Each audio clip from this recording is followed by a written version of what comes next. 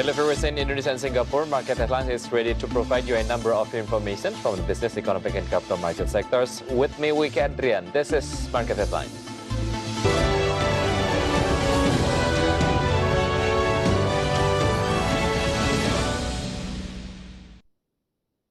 Three British companies are certainly interested in investing in Indonesia, particularly in the energy sector. This was confirmed by Foreign Affairs Minister Retno Marsudi after a meeting with the British Foreign Minister Dominic Raab.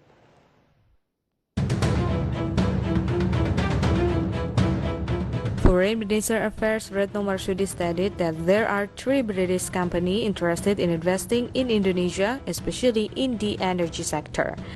The three companies, namely Aggreko, Orbital Marine Power, and Nova Innovation. Retno Marsudi also welcomed the three companies' desire to invest in Indonesia. The planned Aggreko company will plan its operation from gas supply to diesel and solar PV supply. Then the Orbital Marine Power company plans to build a tidal turbine in eastern Indonesia, while the company Nova Innovation plans to build an off-grid tidal turbine. Mengenai kerjasama investasi dengan Inggris, saya menyambut baik minat kuat dari beberapa investor Inggris di bidang renewable energy, misalnya Aggreko yang merencanakan operasinya di Indonesia dari suplai gas dan diesel ke suplai solar PV, kemudian Orbital Marine Power yang merencanakan membangun tidal turbine yang akan memproduksi energi 10 megawatt di wilayah timur Indonesia, dan Nova Innovation yang berencana membangun off-grid tidal turbine. In a bilateral meeting with the British Foreign Minister, Indonesia Foreign Minister Retno Marsudi stated that Indonesia and Britain had agreed to strengthen cooperations both bilaterally and a multilateral context. As it is known, Britain is a strategic country of Indonesia since 2012. From Jakarta, Rikan Wardi for IDX Channel. Indonesia has secured a commitment of 100 million doses of COVID-19 vaccines from United Kingdom-based pharmaceutical company AstraZeneca. Foreign Affairs Minister and State-Owned Enterprises Minister led state delegations of a two-day trip to London this week to meet the various stakeholders. This was including executive from AstraZeneca, who signed a letter of intent with Indonesia's Health Ministry on the procurement of COVID-19 vaccines candidate.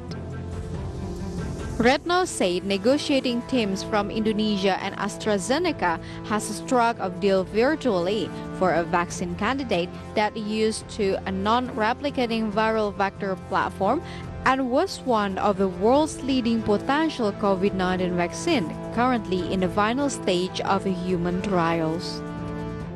Pertemuan dengan jajaran pimpinan AstraZeneca telah berjalan dengan baik. Indonesia telah menyampaikan permintaan penyediaan vaksin sebesar 100 juta untuk tahun 2021. Pihak AstraZeneca menyambut baik permintaan tersebut. Pengiriman pertama diharapkan dapat dilakukan pada semester pertama tahun 2021 dan akan dilakukan secara bertahap. AstraZeneca vaccine is one of the vaccine candidates recognized by the World Health Organizations that has entered the third clinical trial phase. Jakarta, Rikan Wardi for IDX Channel.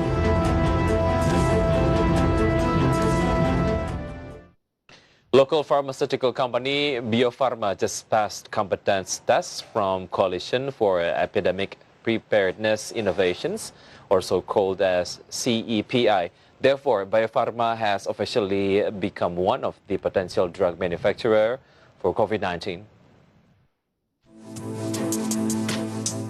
Eric Thohir, as the Minister of State-Owned Enterprises, stated that Indonesia has UK government's appreciations due to its ability to handle COVID-19.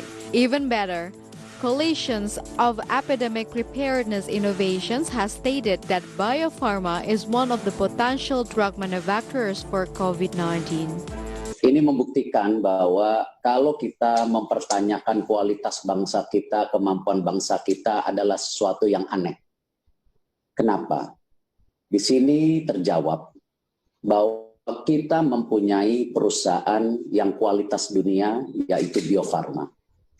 Kita mempunyai medical research yang juga dipercayakan. Kualitas dan kapabilitas daripada produksi kita pun dari hasil research yang tadi sudah disampaikan Ibu Menlu, dari CEPI, ataupun kerjasama ke depan untuk masa depan apakah dengan ICL ataupun AstraZeneca adalah sesuatu yang kita juga harapkan terjadi untuk Indonesia. Biopharma Succeed is well appreciated by Coalitions for Epidemic Preparedness Innovations or CEPI. The coalitions even desires to develop long-term strategic cooperations with Indonesia. From Jakarta, Rahaja Patmo for IDX Channel. Economists criticize the failure to disburse government incentives for pre-employment cards amounting to 1.1 trillion rupiah. Economists sees that as evidence of an uncluttered and untargeted pre-employment card system. Pre-employment card management noted that more than 310,000 participants had their membership revoked because they did not use the budget given to buy training packages. As a result, 1.1 trillion rupiah of the budget was cancelled. Senior economist Indef Endi Srihartati said there were two possibilities for participants not to buy training package. First, because participants are not laid off workers, and the second is because the training package presented is not what they need. And he said not the laid-off workers who were passed to become pre-employment card participants proved that the program was not on target and the system was still messy. Management should make a clear system so that the program is right on target and does not become a random program. Yang kita persoalkan adalah mengapa orang yang sudah dinyatakan lulus dalam seleksi kartu prakerja tetapi mereka tidak mengikuti pelatihan yang disediakan. Pertama tentu dari pesertanya sendiri. Jadi seleksi kalau kita lihat kemarin banyak teman-teman yang sebenarnya bukan korban PHK dan juga masih mempunyai pekerjaan, ini ternyata juga dinyatakan lolos dalam seleksi peserta kartu prakerja. Nah kedua, alternatif kemungkinan lagi mengapa mereka nggak membeli paket pelatihan, mungkin paket-paket pelatihan yang disediakan oleh platform itu bukan yang mereka butuhkan. Eddie asked the pre-work program management to clean up so that the verification process can be done in more detail. An easy verification process allows anyone to access pre-employment cards, including those who are still employees in a company. Jakarta Rizka Ayu for IDX Channel. Market headlines will be right back after the break. Stay tuned.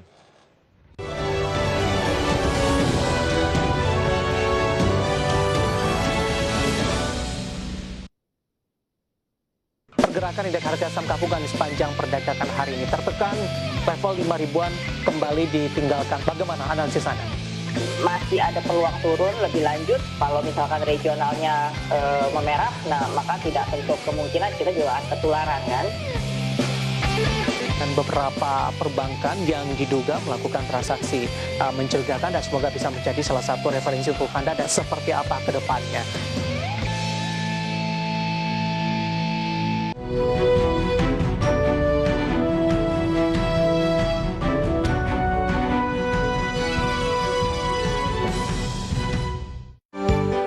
Saya Prisa Sombo membawakan program berita News Screen yang menghadirkan informasi seputar ekonomi maupun juga bisnis dari dalam negeri.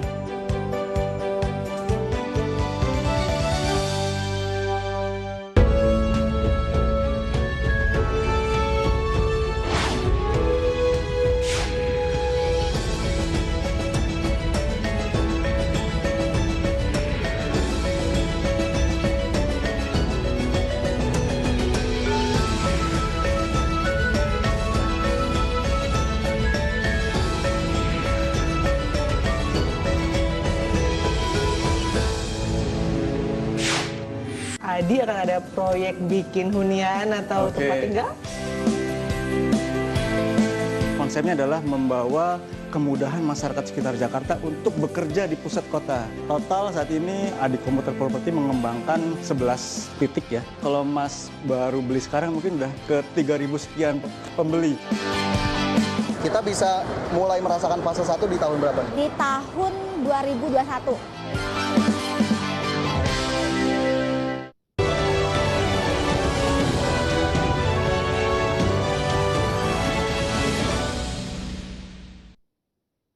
Welcome back. YouTube is simply no longer an application. YouTube is part of lifestyle. Even some people depend themselves on YouTube. With society's high dependency on YouTube, YouTube successfully generated $15 billion last year. Probably Google's decisions to buy YouTube back in 2006 for $1.65 billion was an excellent idea. The company has revealed how much money YouTube hosted ads contribute to the search giant's bottom line. On the annual basis, Google says YouTube generated $15 billion last year and contributed roughly 10% to all Google's revenue. Those figures make YouTube's ad business nearly 1/5 of the size of Facebook's and more than 6 times larger than Amazon-owned Twitch. Separately, Google says YouTube has more than 20 million subscribers across its premium, which is advertisement-free on YouTube, and music premium offerings, as well as more than 2 million subscribers to its paid TV services. From all sources, IDX Channel. Yeah, with 2 billion daily active users, YouTube offers instant access to one of the largest audiences on the internet to all video content producers. The best part is everyone can create your own channel for free. Even you can make your own channel and start uploading videos today. If you can make a viral video well, then the luck is on your side because YouTube will pay you good deal of money. But the amount of money YouTube will pay depends on variety factors. What are those? Let's see it through the next graphic. This is the factors that increase ad revenue on YouTube. The first one is the number of views your video receives, the number of clicks an ad receives, ad quality, ad blockers, and video length. With the average YouTube pay rate hovering between $0.01 and $0.03 per an ad view, a YouTuber can make around $18 per 1,000 ad views, which comes out to $3 to $5 per 1,000 video views. With that said, creating a YouTube channel can be a great side hustle, especially if you produce engaging content that attracts a large audience. As a proof, there are tons of successful YouTubers that prove that being a YouTube can pay off. So let's have a look at the top of 4 richest YouTubers in 2020. The first one is Ryan's World. The earnings that he gathered, or this account gathered, as much as $26 million with the total subscribers as much as 23.3 million subscribers. Dude Perfect. The earnings of the account as much as $20 million. The total subscribers as much as 51 million subscribers. And then we have Nastia. The account earned as much as $18 million. The total subscribers as much as 44.3 million subscribers. And after that, we have Jeffree Star. And although it may seem like one of those passing trends, YouTube isn't going anywhere. Humans have evolved to learn visually now more than ever before. In fact, YouTube gets an outstanding 5 billion video watches per day. With that kind of volume, serious YouTubers would have to be crazy to not try and make money from their passion. Step aside from the international scale, how about Indonesian YouTubers? There have been many content creators in Indonesia who have successfully worked full-time as YouTubers and have had fantastic income worth tens of millions, hundreds of millions, and even billions of rupiah. As motivation, here I will mention 4 richest YouTubers in Indonesia. We have Atta Halilintar and Deddy Corbuzier and Ria Riches, the subscriber of Atta Halilintar, as much as 25.8 million subscriber with a monthly income from 394 million to 6.3 billion rupiah.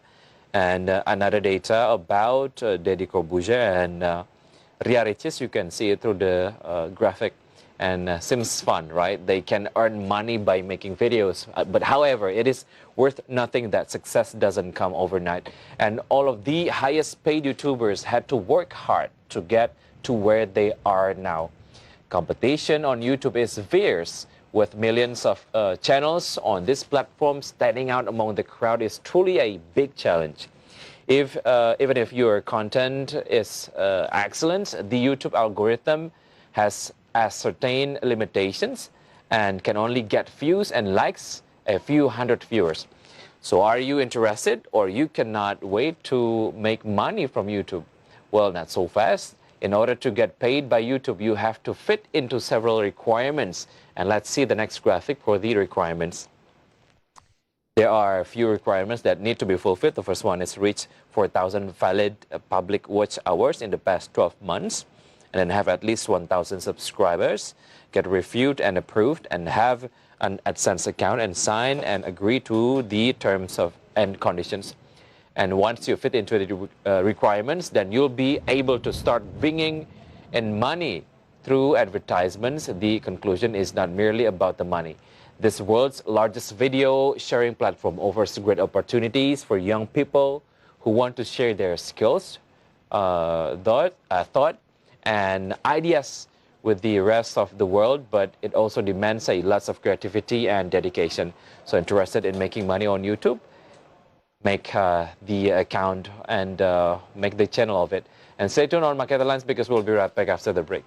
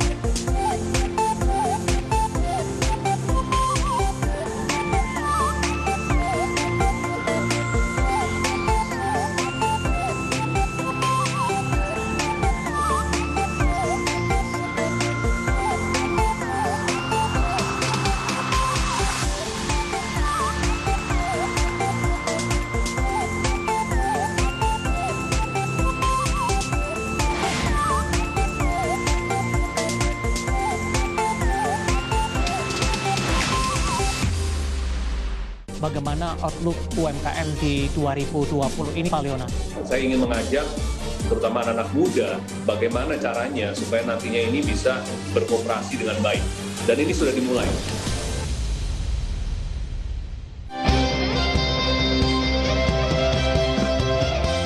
Saat ini lebih mudah untuk mendapatkan informasi mengenai perkembangan ekonomi dan bisnis di Indonesia dengan aplikasi IDX Channel. Mulai dari berita, makro dan mikroekonomi, politik hingga hiburan.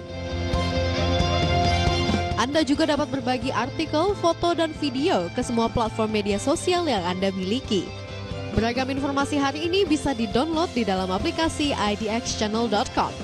IDX Channel, Your Trustworthy Economic, Business, and Capital Market Channel.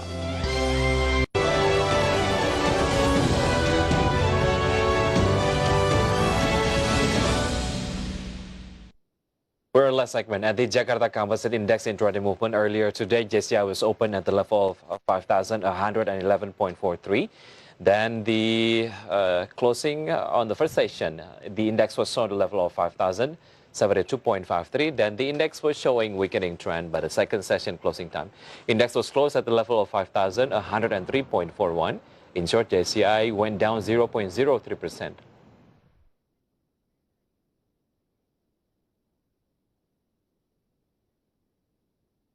And next, we're going to see the sectoral movement leading the dynamics of today's trading. We got Miss Industry as the leader of the strengthening trend that went up 2.89%.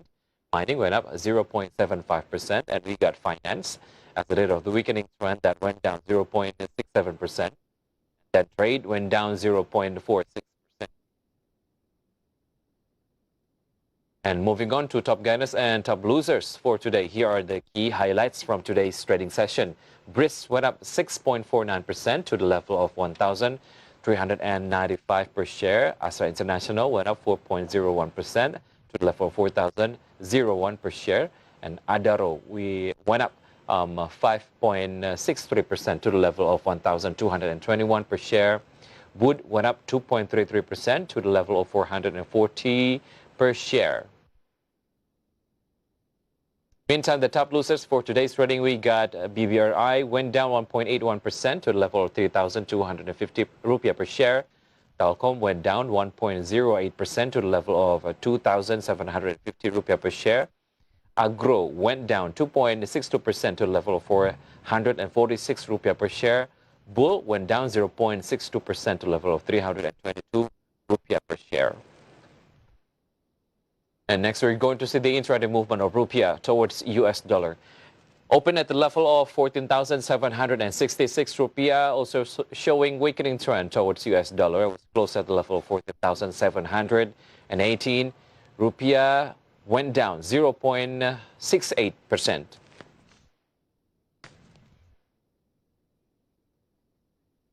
In the Capital Market Summit and Expo 2020, the Indonesian Stock Exchange gave appreciation to the Directorate General of Population and Civil Registry and the Directorate General of Taxes.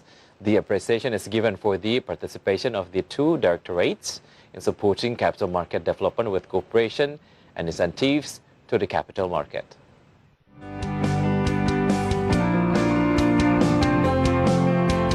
To celebrate 43 years of reactivation of the Indonesian capital market, Indonesian Stock Exchange holds a Capital Market Summit and Expo 2020. This event begins with giving appreciations to the Directorate General of Population and Civil Registry and the Directorate General of Taxes.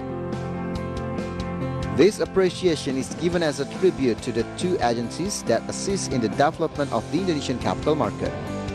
The Tax Directorate General collaborates with IDX to provide assistance before IPO regarding the disclosure of financial reports, as well as the Directorate General of Population and Civil Registry, who helps the convenience of providing data for ease of opening accounts for investors. Chief Executive of the Capital Market Supervision of the Financial Services Authority, or OJK, Hussein, said that this collaboration greatly helped the development of the capital market, where since 2015, the number of issuers has increased 48% to 709 listed companies in 2020. Siaran adalah menambah sisi supply, diantaranya adalah jumlah perusahaan tercatat, dan tentunya juga harus dibarengi dengan penambahan demand yang tadi dari sisi investor. Jadi dari sisi supply kita banyak dibantu oleh Dirjen Pajak, dari sisi demand kecepatan kita dibantu oleh Dukcapil, dan teman-teman SRO ini membantu kami di OJK dalam membangun infrastrukturnya, Bang. Hussein hopes that through this appreciation, cooperation between institutions can develop again, and the development of the capital market in the future is expected to be better and be able to advance the Indonesian economy. From Jakarta, Muhammad Olga for IDX Channel.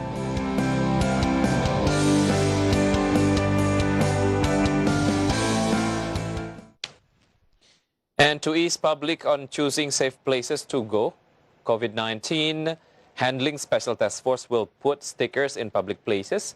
Stickers are available only in public places that fit into health protocol standard. As a way to flatten the curve of the pandemic, COVID-19 Handling Special Task Force put much effort to prevent sharp peak in infections. One of the ways putting stickers in public places that fit into health protocol standard. Head of Public Behavior Changing at COVID-19 Handling Special Task Force, Sony Harmadi, ensured that by next week, these stickers will be available, places that will be pointed, for instance, hospital, restaurant, hotel, park, and others.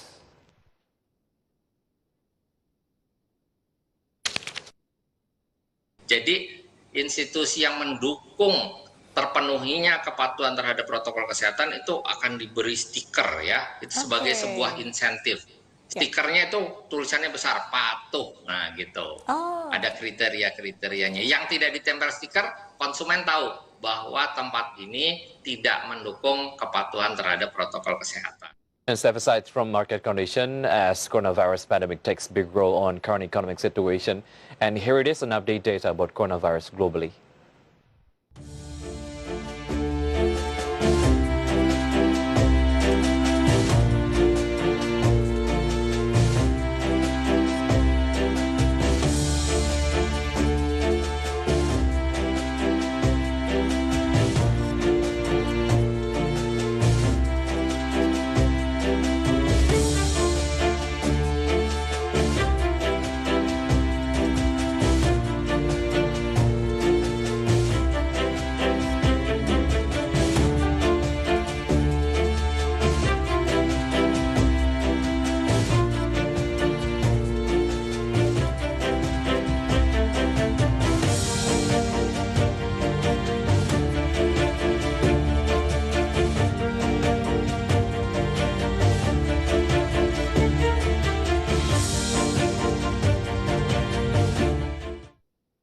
And it is close our market headlines today. Please enjoy our next program on IDX Channel, your trustworthy economic, business, and capital market channel.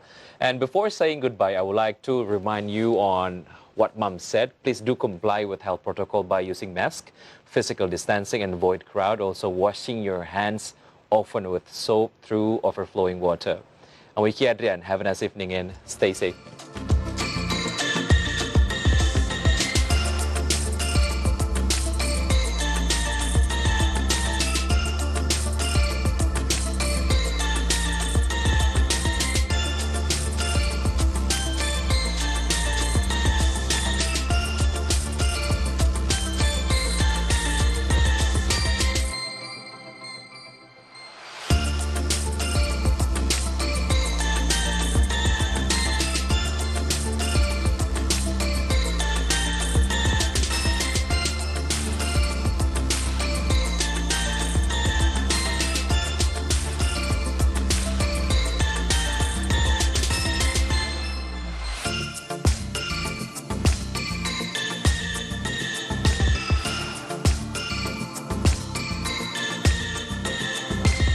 Ingin menjalani kehidupan yang mapan dan masa depan yang sejahtera? Sikapi uang dengan bijak. Mulailah berinvestasi di pasar modal dengan membeli saham melalui Bursa Efek maupun perusahaan